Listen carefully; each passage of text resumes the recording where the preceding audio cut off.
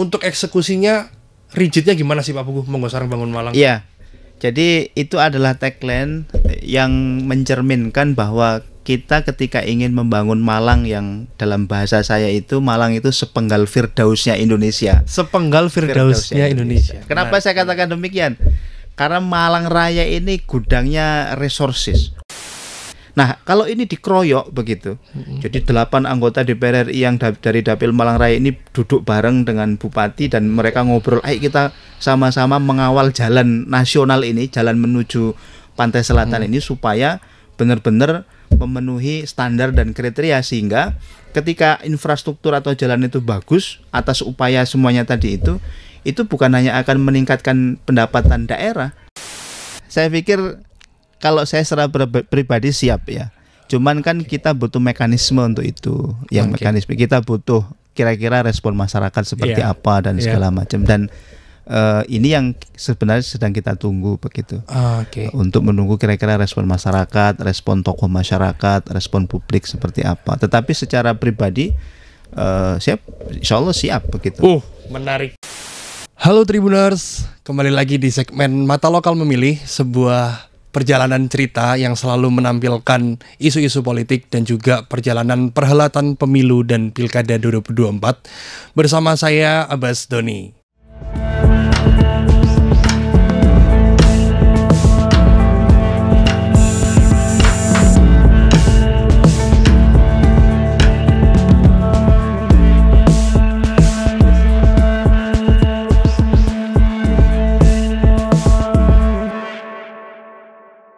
Oke, jadi hari ini kita udah kedatangan salah satu bintang tamu yang sering muncul di berbagai platform khususnya untuk di Kota Malang. Beliau adalah sosok yang juga dikenal sebagai local heroes-nya Kota Malang. Siapa lagi kalau bukan Bapak Haji Puguh Wiji Pamungkas. Oke, selamat datang Pak Puguh. Mungkin bisa disapa dulu pemirsa-pemirsa yang ada di rumah. Terima kasih Mas Abbas, salam sejahtera kepada seluruh masyarakat warga Malang Raya di manapun berada. Semoga kesehatan dan keberkahan senantiasa terlimpah kepada kita semuanya. Oke Pak Puguh, saya sebelumnya mau ngucapin selamat dan juga istilahnya apa ya, selamat bertugas juga. Karena beberapa waktu lalu saya lihat di beberapa media, di pemberitaan juga, banyak informasi yang diresmikan oleh KPU bahwasannya Pak Puguh ini secara resmi sudah disampaikan sebagai DPRD terpilih untuk Provinsi Jawa Timur 2024. Saya ucapkan selamat untuk Pak Puguh. Terima kasih Mas Abbas. Nah Pak Puguh, kita udah lama nggak ketemu nih. Saya terakhir ketemu Pak Puguh itu kalau nggak salah sebelum pemilu. Gimana kabarnya Pak Puguh selama ini? Saya udah lama nggak dengar cerita-ceritanya. Ya Alhamdulillah baik ya. Jadi setelah pemilu beraktivitas seperti biasa di rumah sakit. Oke. Nah Pak Puguh, kalau misalkan selama pemilu kemarin itu kan saya cuma mantau Pak Puguh dari sosial media aja. Kita juga jarang waktu untuk ngobrol bareng, jarang waktu untuk ketemu. Nah selama pemilu kemarin Pak Puguh, ada nggak sih cerita-cerita menarik dari proses kampanye? Karena saya lihat kayaknya seru banget tuh Pak Puguh, berkunjung ke teman-teman pelaku supir angkot, kemudian juga berkunjung ke beberapa daerah-daerah di Malang Raya. Saya belum dengar ceritanya gimana Pak Puguh. Ya, tentu selama perjalanan kampanye kemarin ini ya banyak sekali experience yang didapatkan di lapangan, karena mengingat Malang Raya ini wilayahnya sangat luas sekali. Kabupaten Malang saja ada 33 kecamatan, 390 desa, belum lagi Kota Malang dan belum lagi Kota Batu begitu. Jadi dari perjalanan itu memang saya berjumpa dengan banyak segmen masyarakat. Salah satunya yang tadi sampean sebut itu dari golongan supir-supir angkot begitu.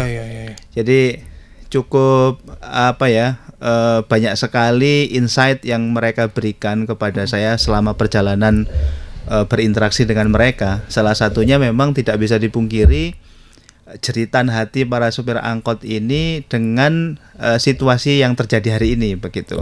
Jadi era disruption ya, kemajuan di mana mereka sudah mulai tergantikan dengan moda transportasi yang lain begitu. Oh, berarti itu juga jadi salah satu alasan utama Pak Pugu istilahnya nyambangi mereka. Iya, iya. Oke. Jadi saya tahu itu begitu karena kita tahu sendiri di Malang ini juga sudah mulai sangat banyak sekali moda transportasi dengan berbagai macam platform yang itu tentu saja mendistrupsi ya keberadaan angkot itu sendiri.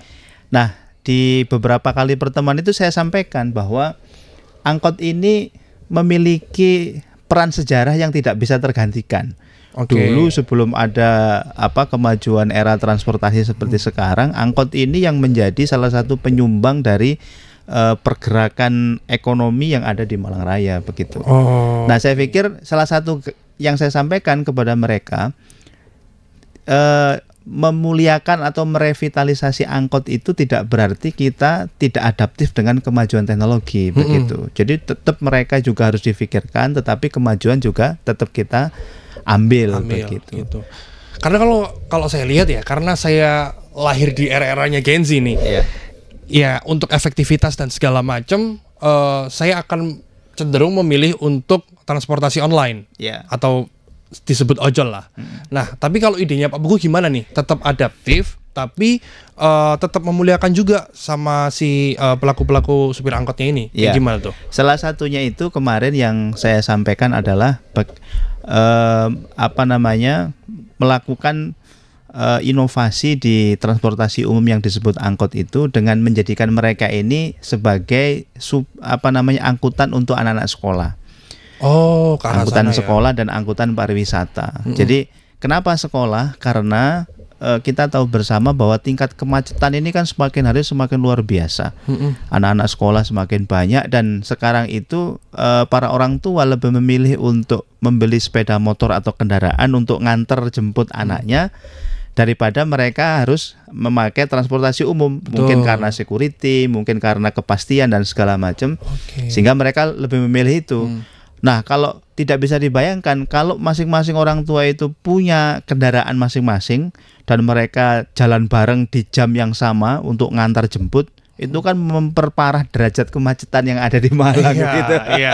Tetapi kalau angkot ini bisa direvitalisasi, misalkan dia dikontrak dengan trayek tertentu yang melewati sekolah-sekolah itu, secara dimensi angkot itu kecil dibandingkan dengan bis sekolah misalkan. Secara dimensi, sehingga dia bisa adaptif masuk ke ganggang yang memang sekolah itu adanya di tempat-tempat jalan-jalan sempit. Kemudian yang kedua, mungkin secara eksistensi mereka ini bisa dikontrak oleh pemerintah kabupaten atau kota gitu. Sehingga mereka ini si sopir angkot ini juga punya kepastian penghasilan. Begitu, punya kepastian penghasilan, kepastian pekerjaan begitu. Tapi responnya mereka gimana Pak Pugu? Ya saya pikir sangat antusias ya, dan di beberapa wilayah sudah diadopsi pikiran ini. Jadi yang di luar Malang dan di Batu kayaknya terakhir kemarin sudah mulai diterapkan itu. Jadi angkot dipakai untuk supir antar jemput anak sekolah. Jadi dia itu melewati jalur sekolah. Jadi trayeknya khusus, melewati sekolah-sekolah itu jamnya juga ditentukan begitu. Sehingga itu juga akan mereduksi potensi-potensi kemacetan yang Pak Pugu tadi disampaikan akan dijadikan waktu bersama itu. Selain itu juga kita mengembalikan kultur kearifan lokal yang dulu pernah terbangun. Jadi kenapa sekarang itu permisifme, kemudian akhlak pekerti ini menjadi sebuah catatan, egoisme dan segala macam itu. Mungkin saja karena memang didesain anak-anak itu sejak kecil sudah egoisme gitu. Nggak pernah berinteraksi, nggak pernah ini. Nah, kalau mereka menggunakan transportasi umum, itu kan ada interaksi. Jadi kayak ya sambil berangkat sekolah sambil ngobrol dulu. Itu. Karena dulu saya ngalamin sebenarnya, tapi sistemnya lebih ke antar jemput, yang ya pelaku-pelaku swasta aja. Dan memang beda berangkat sendiri-sendiri atau diantar orang tua itu kan hitungannya sendiri ya. Sama kita berangkat yang bareng-bareng teman-teman mau ke sekolah. Selama perjalanan banyak hal yang bisa dibahas, banyak hal yang bisa diobrolin, dan itu menurutku ide menarik. Tapi ide menarik Pak Pugu, saya harapannya bukan hanya jadi ide semata. itu perlu memang persiapan yang panjang, koordinasi dengan berbagai pihak. Iya, betul. Pak Pugu udah menyiapkan itu juga untuk kedepannya, khususnya untuk DPRD ya. Salah satu bukan janji ya, salah satu komitmen yang saya sampaikan kepada mereka, nanti saya akan mengawal itu begitu.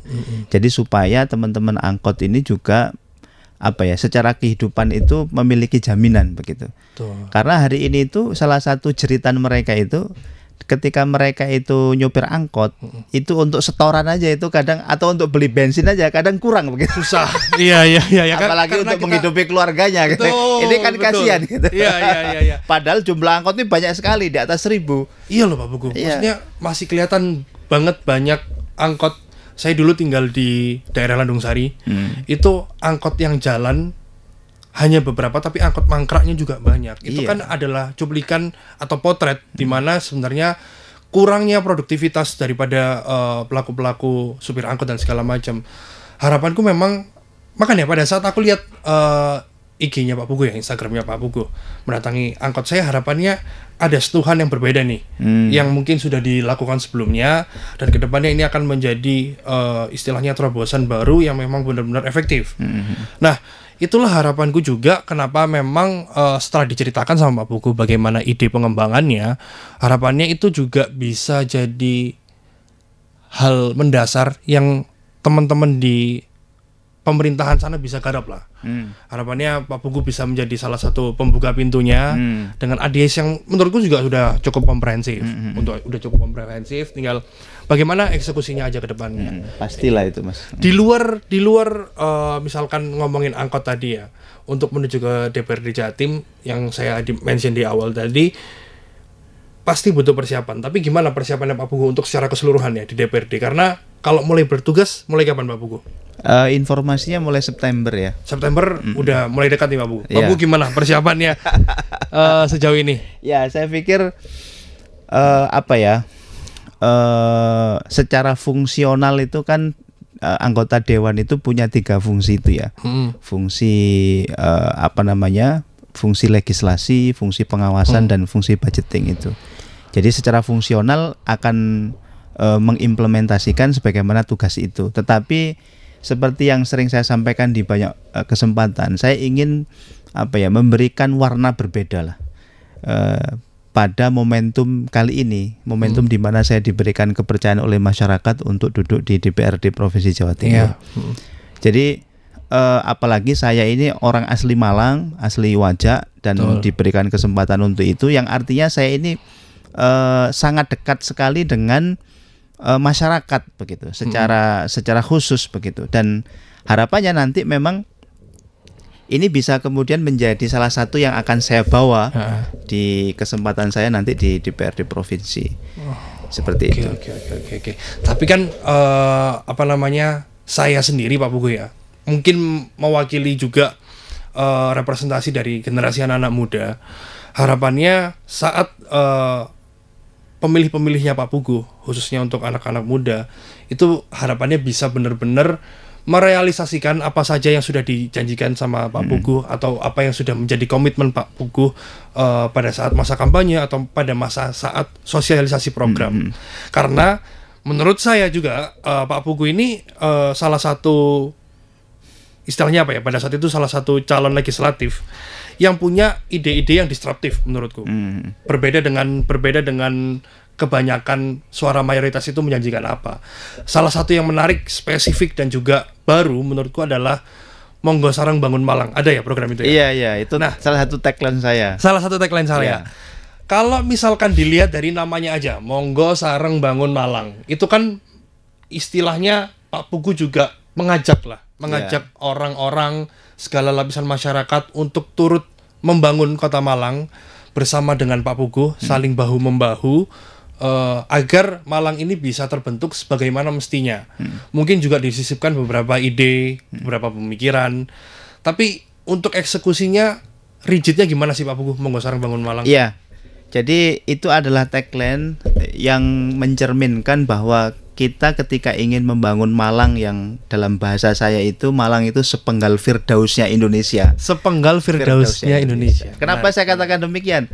Karena Malang Raya ini gudangnya resources. Kota Malang sebagai pusat pendidikan. Ada 80-an perguruan tinggi, ada hampir 350.000 mahasiswa. Untuk kota ya? Untuk kota. Ada pergerakan kalau misalkan satu mahasiswa itu dikirimi orang tuanya 2 juta, berarti itu sebulan ada sekitar 700 miliar. Sorry. Istilahnya dia dikirimin uang saku. Uang saku. Sama orang tuanya. Orang tuanya. Artinya kan ada 700 miliar uang yang berputar di Kota Malang setiap bulan. Itu Kota Malang gitu. Kemudian Kabupaten Malang.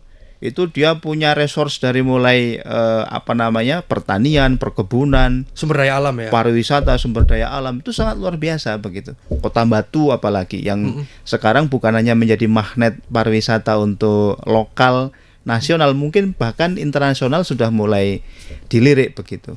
Nah, artinya untuk membangun Malang Raya secara khusus ini itu bukan pekerjaan yang bisa dikerjakan sendirian begitu. Jadi butuh kolaborasi. Nah, semangat Monggo Sareng inilah yang kemudian mungkin hari ini belum terlaksana.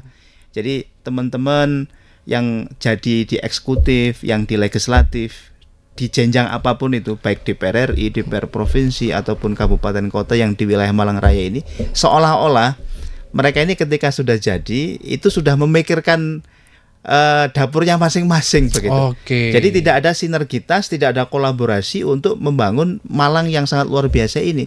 Sehingga terkesannya itu seperti tambal sulam. Maksudnya? Tambal sulam itu jadi di era kepemimpinan X misalkan, itu mengerjakan pekerjaan A. Ketika sudah beralih ke kepemimpinan B, maka beda lagi. Jadi starting from zero lagi.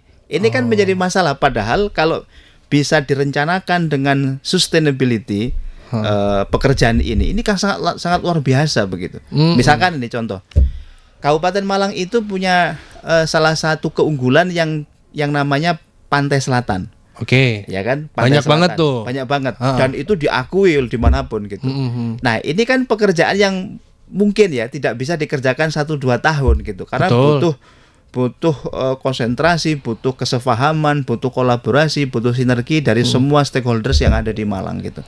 Nah, ini yang menurut saya belum dioptimalkan gitu.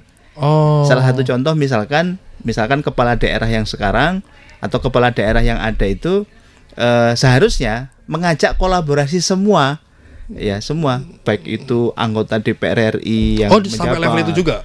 DPRD provinsi kan itu dapilnya begitu. Dengan cara apa misalkan? Ya mereka diberikan porsi gitu, diberikan panggung. Tetapi juga mereka diarahkan untuk bisa diharnessing, bisa dioptimalkan aspek-aspek yang bisa diambil dari APBN gitu. Contoh misalkan untuk jalan ya. Ini kan masalah jalan ke Pantai Selatan. Yang saya cukup sering ke Pantai Selatan dan ini menjadi catatan kan. Nah, di Malang Raya ini kan ada 8 ya anggota DPR RI. Kalau itu jalan nasional itu kan domainnya pemerintah pusat. Betul. Nah, yang bisa untuk mengadvokasi ini siapa? Kalau bupati mungkin saja akan ada banyak barier begitu, karena dia harus lewat kementerian lah segala macam. Nah, kalau ini dikeroyok begitu, jadi 8 anggota DPR RI yang dari Dapil Malang Raya ini duduk bareng dengan bupati dan mereka ngobrol, ayo kita sama-sama mengawal jalan nasional ini, jalan menuju Pantai Selatan ini supaya benar-benar memenuhi standar dan kriteria, sehingga ketika infrastruktur atau jalan itu bagus atas upaya semuanya tadi itu bukan hanya akan meningkatkan pendapatan daerah, sesuai porsinya masing-masing begitu. Karena mereka kan datang dari latar belakang yang berbeda-beda ya. Ada yang mungkin latar belakangnya pebisnis, pengusaha, ada yang mungkin latar belakangnya memang dia sebagai sosok nasionalis, ada yang mungkin dia lebih tata wilayah kota. Jadi mereka sesuai porsi masing-masing itu, setiap objek permasalahan yang ada, mereka bisa bergerak bersinergi. Mereka bisa bersinergi, bisa berkolaborasi untuk mengadvokasi apa yang bisa diunduh dari pusat begitu. Kalau level DPRD provinsi berarti apa yang bisa diunduh dari level APBD provinsi. Tetapi untuk memajukan Malang begitu. Nah, ini yang saya pikir belum dilakukan begitu. Maka slogan Monggo Sareng Bangun Malang itu memang seperti itu. Konsepnya seperti itu. Kita harus mulai membangun kelegowoan berpolitik lah. Terkadang kita itu kan karena tajamnya kontestasi ya, tajamnya kompetisi pada saat pemilihan umum itu menyebabkan ini buntutnya panjang gitu. Ini golonganku, itu golonganmu. Dan nggak bisa gitu. Ya, ke depan saya pikir tidak bisa begitu. Kita sekarang berada di era yang saya pikir kita harus semakin hari semakin dewasa dan semakin cerdas untuk kemudian mengakomodir semua potensi yang ada di Malang ini untuk turut bersama memajukan Malang. Saya pikir itu. Oke, jadi objeknya ngomongin Malang Selatan ya, dan juga Kabupaten Malang dengan potensinya pantai-pantai selatan. Tapi tadi dari ceritanya Pak Puguh, saya cukup banyak mendengar dari stakeholder pemangku kepentingan. Bagaimana dengan level yang di sisi yang lain, katakanlah lapisan masyarakat, pelaku ekonomi di sana. Pak Puguh sudah pernah mendengar cerita-cerita tertentu dari mereka-mereka, apa keluhannya, apa yang mereka resahkan dan segala macam? Ya, saya pikir kalau kita berbicara, boleh fair berbicara ya. Antara ekonomi masyarakat Malang Utara dengan Malang Selatan ini kan berbeda. Apa tuh Pak Puguh? Malang Utara itu daerah mana berarti? Malang Utara itu ya pokoknya buffernya kota itu, mulai Pakis, Singosari, Lawang, Karangploso, Dau, ya? Wagir. Itu dengan saudara kita yang tinggalnya di Sumber Manjing, di Gedangan, di Kalipare, Donomulyo, itu kan sangat kesemnya kan sangat luar biasa gitu. Betul. Nah, artinya padahal di selatan itu juga tidak kalah menariknya untuk kemudian dikelola dengan serius begitu. Nah, kalau berbicara tentang keluhan-keluhan, saya pikir ya sangat banyak, Mas. Ketimpangan terutama terkait dengan ketimpangan ekonomi tadi itu. Mereka kecenderungannya merasa agak kesulitan karena tidak punya banyak opsi. Opsinya ya jadi petani gitu. Kan begitu. Atau kalau di yang pantai-pantai tadi berarti nelayan. Ya betul. Nelayan, petani nelayan dan segala macam. Itu juga nggak punya banyak opsi. Saya pas kampanye kemarin tuh kebetulan ketemu dengan salah satu ketua kelompok nelayan ya. Namanya Mas Oki, masih muda. Mas Oki itu asli orang sana dan dia karena ya tidak punya pilihan begitu, akhirnya dia jadi nelayan begitu. Saya tanya, Mas, kira-kira apa masalahnya begitu? Ya salah satunya tidak adanya kepastian gitu dari harga, dari kemudian hasil tangkapan itu harus dijual kemana. Jadi mereka ini siklusnya itu sudah dimasukin ke dalam kardus oleh oknum-oknum. Yes. Gitu. Jadi ya memang tidak banyak pilihan begitu. Padahal sebenarnya kalau kita berbicara potensi pelelangan ikan atau tangkapan ikan di Sendang Biru itu di pantai selatan itu kan sangat luar biasa. Tuna-tunanya hasil tangkapan sana itu kan diekspor. Iya. Namun orang kan kayak misalkan para pengusaha di bidang perikanan untuk akses ke sana kan mikir-mikir.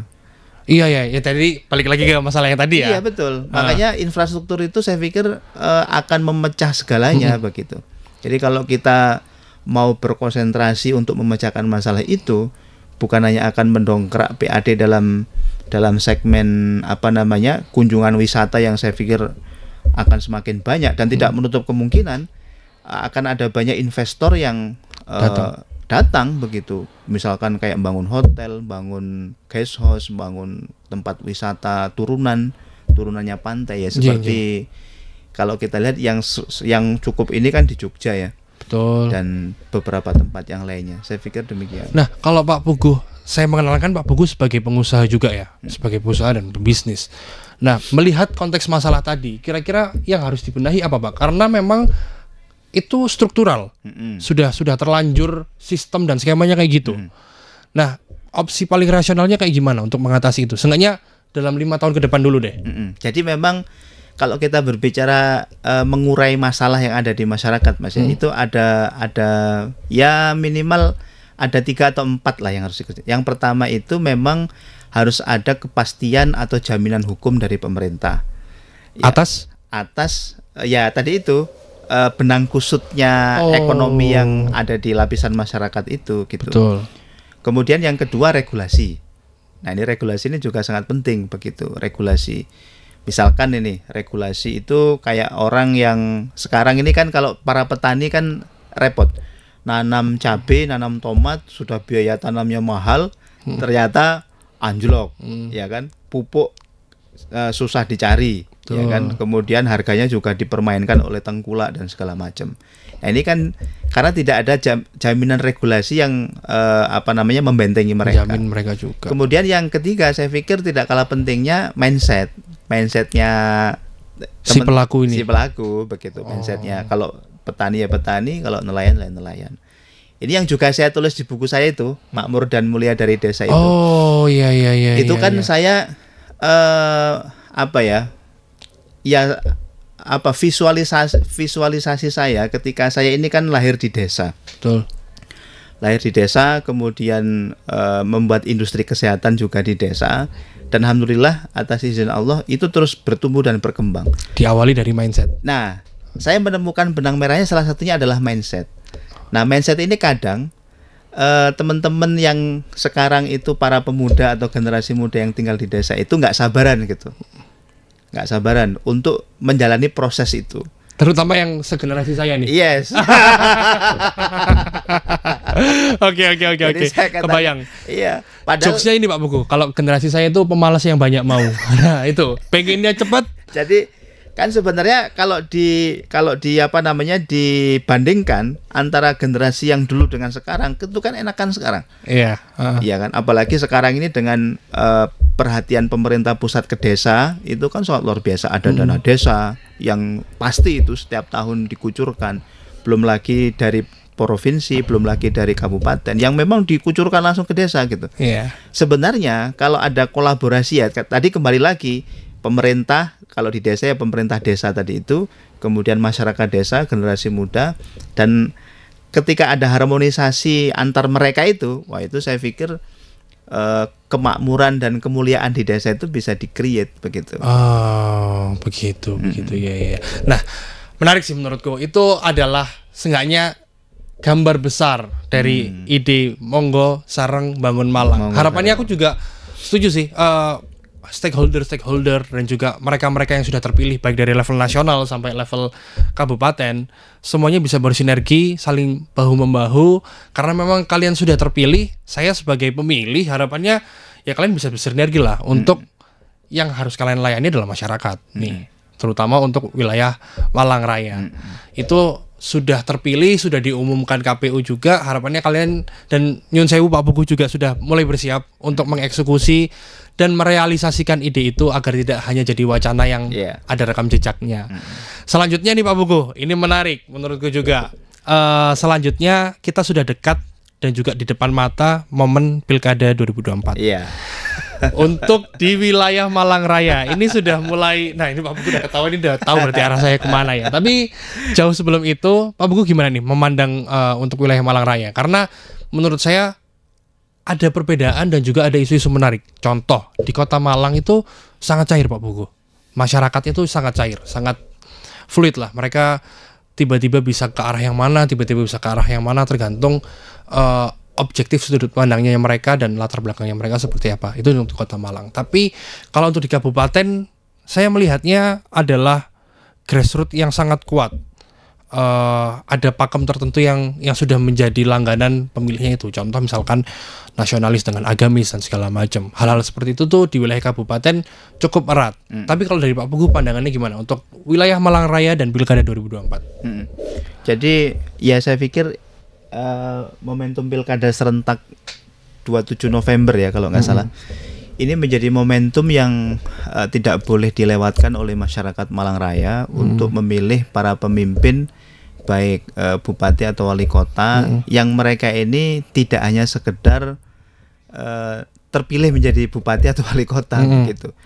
Tadi itu dasarnya bahwa Malang itu gudangnya resources gitu. Jadi kalau dipoles dengan kepemimpinan terbaik itu akan menghasilkan sebuah tatanan daerah baik kabupaten ataupun kota yang sangat luar biasa.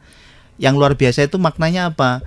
Maknanya adalah masyarakatnya sejahtera, merasakan keadilan, terbebas dari kemiskinan, kebodohan, kemelaratan, ya ada jaminan sandang pangan dan seterusnya. Oke. Begitu. Jadi itu yang saya pikir esensinya di situ. Jadi secara umum bahwa pilkada nanti akan terlaksana di Kabupaten Malang, bahwa kita semuanya harus berkontribusi untuk turut mensukseskan itu dan memilih pemimpin terbaik, saya pikir itu. Kita semua harus berkontribusi, itu maksudnya Pak Pugu berkontribusi juga apa gimana? Karena ini nih, menurut beberapa pemberitaan Pak Pugu, menurut beberapa pemberitaan, saya sudah dapat banget informasi. Mumpung ketemu Pak Pugu sekarang, saya mau tanya langsung. Menurut beberapa pemberitaan, nama Pak Pugu ini masuk bursanya di Kabupaten Malang untuk menjadi bupati atau yang satu. Bahkan ada polling-polling tertentu yang dilakukan oleh teman-teman di media ya, dan juga lembaga-lembaga survei. Nama Pak Pugu sering banget masuk di bursanya itu menjadi N1. Pak Pugu responnya gimana? Jangan sampai gini Pak Pugu. Karena trennya sekarang juga kayak gitu. Mumpung pemilu serentak, teman-teman yang saya amati ya, pergerakannya sudah nyalon di legislatif kemarin, mumpung momennya sama dipolin aja sampai pilkada. Nah, Pak Pugu tanggapannya gimana? Iya, saya pikir ini juga banyak yang bertanya. Jadi pada saat proses kampanye kemarin, saya itu kan sangat intens sekali ketemu dengan seluruh elemen masyarakat, masyarakat biasa, tokoh masyarakat, agama, tokoh politik, dan semua macam masyarakat lah. Mungkin dari interaksi itu mereka itu membaca pikiran saya begitu. Mungkin dari interaksi itu mereka membaca pikiran-pikiran saya. Salah satunya yang tadi saya spill tadi itu, baik di dalam konteks pertanian, pariwisata, pemerintahan, ya ketahanan pendidikan dan seterusnya. Nah, dari situ kemudian memang tidak menafikan ada beberapa pemberitaan itu yang mendorong ya. Ada dorongan dari masyarakat saya untuk maju di pilkada di Kabupaten Malang. Di kabupaten ya, bukan kota ya? Karena beritanya dua-duanya Pak Pugu. Dua-duanya ya. Kota ada, bupati juga ada. Terus. Nah, dalam konteks melakukan sebuah perubahan ya, yang signifikan itu memang itu domainnya di eksekutif. Jadi kalau kita tadi itu yang saya omongkan A sampai Z tadi itu, menyulap Malang Selatan jadi basicnya pariwisata, mengundang investor untuk datang ke sana, termasuk juga pendidikan, menjadikan Kabupaten Malang ini kemudian pendidikannya juga maju, tidak hanya pesantren, karena kan Kota Malang ini kan semakin hari sudah semakin sesak itu. Kampus-kampus besar sudah mulai kehabisan lahan untuk membangun kampusnya. Ini tidak menutup kemungkinan kita menggeser itu ke Kabupaten Malang. Atau kemudian ya tadi itu permasalahan masyarakat, ekonomi masyarakat dan seterusnya tadi itu. Artinya kita sangat memiliki peluang begitu untuk kemudian ini menjadi salah satu narasi yang akan terus kita bangun, dan itu domainnya memang di eksekutif gitu. Karena kuasa pengguna anggaran, kuasa kebijakan, policy akan lebih leluasa kalau di itu memang di eksekutif. Begitu. Berarti secara nggak langsung dong, secara nggak langsung Monggo Sarang Bangun Malang akan hanya bisa dieksekusi kalau Bapak Pugu menjadi bupati. Ya kira-kira seperti itu. Jadi memang dorongan atau kemudian ajakan, dorongan dan ajakan untuk berkolaborasi dan bersinergi itu memang akan bisa powerful ketika itu yang mengajak dan yang mengajak sinergi dan yang mendorong itu adalah pimpinan daerah begitu. Karena dia yang punya segalanya gitu. Iya, punya segala-galanya. Karena dia juga bupati dengan segala wewenangnya. Bahkan opsi untuk menjalankan kolaborasi itu tidak datang hanya dari figur-figur tertentu, tapi UPT-UPT, dinas dan segala macam itu juga bisa digerakkan untuk istilahnya menjadi akselerasi juga lah untuk mengeksekusi segala idenya. Karena harusnya untuk istilahnya konsep perubahan yang seluas itu, yang sejauh itu dan semasif itu perlu resource yang gede juga tuh. Betul. Nah kalau dari Pak Pugu sendiri, katakanlah tadi sudah ada tendensi ke sana nih. Harapannya Pak Pugu untuk sosok bupati itu kan juga butuh pendamping. Butuh pendamping yang pertama satu visi. Yang kedua juga bisa istilahnya terbuka terbuka atas segala masukan, terbuka atas segala ide, sehingga kinerja saat tandem atau kinerja saat berkolaborasi itu bisa benar-benar efisien.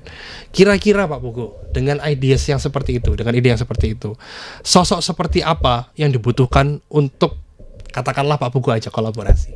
Ya, saya pikir ini ya, kembali lagi ke tadi ya, sebelum jauh sosok yang diajak kolaborasi itu, saya pikir poin utamanya adalah bahwa yang bisa melakukan perubahan, mengawal, mendorong terjadinya sebuah perubahan yang signifikan di sebuah daerah itu adalah seorang eksekutif, kepala daerah lah ya, kepala daerah. Nah, yang kedua, konten kolaborasi dan sinergi tadi itu melibatkan semua segmen masyarakat, semua stakeholders. Kalau kita merujuk dari konsep pentahelix itu berarti bukan hanya pemerintah, tetapi di situ ada media, ada komunitas, ada masyarakat itu sendiri, ya kan, ada akademisi, dan saya pikir itu semuanya ada di Malang gitu. Yang mungkin hari ini belum dioptimalkan peran dari masing-masing mereka ini. Padahal masing-masing unsur tadi itu. Padahal kalau semuanya ini dijadikan satu bagian, satu ikat untuk kemudian menjalin kolaborasi yang bagus, yang apik, dengan satu tujuan tadi itu, untuk memajukan Malang, menaikkan gradingnya Malang menjadi daerah yang bukan hanya luas secara luas wilayah, tetapi benar-benar masyarakatnya adil, sejahtera, makmur, berdaulat tadi itu sangat mungkin bisa terjadi begitu. Nah, pertanyaan yang tadi itu sosok seperti apa? Betul. Ya, saya pikir semua orang bisa aja begitu. Yang terpenting kita memiliki kesepahaman tadi itu. Untuk menjalankan itu. Dan saya pikir poin pentingnya ini, Mas. Apa itu? Kita butuh sosok anak muda lah ya. Di Malang ini yang tampil di panggung itu. Berarti ini udah di-spill dong. Yang cocok untuk mengeksekusi itu. Karena kita tidak menutup kemungkinan selain hanya daripada trennya seperti itu, karena di beberapa pemilihan beberapa pasangan di 2004 ini kayaknya trennya ke arah sana. Ada banyak nama lah yang nggak usah disebutkan, tapi pasti pemirsa di rumah juga udah pada tahu. Tapi lebih daripada itu, benar memang adanya kalau memang anak muda itu yang sudah punya kapabilitas, yang memang sudah berprestasi, layak diberikan kesempatan untuk tampil. Menurutku seperti itu ya. Tapi terakhir Pak Pugu nih ya, saya harap jawabannya hanya satu kata aja sebelum kita tutup. Apakah Pak Pugu siap untuk menjadi Bupati Malang tahun 2024-2029? Ini jawabannya boleh panjang atau singkat? Harapannya singkat aja supaya mereka penasaran. Iya, saya pikir kalau saya secara pribadi siap ya. Cuman kan kita butuh mekanisme untuk itu. Mekanisme kita butuh kira-kira respon masyarakat seperti apa dan segala macam. Dan ini yang sebenarnya sedang kita tunggu begitu.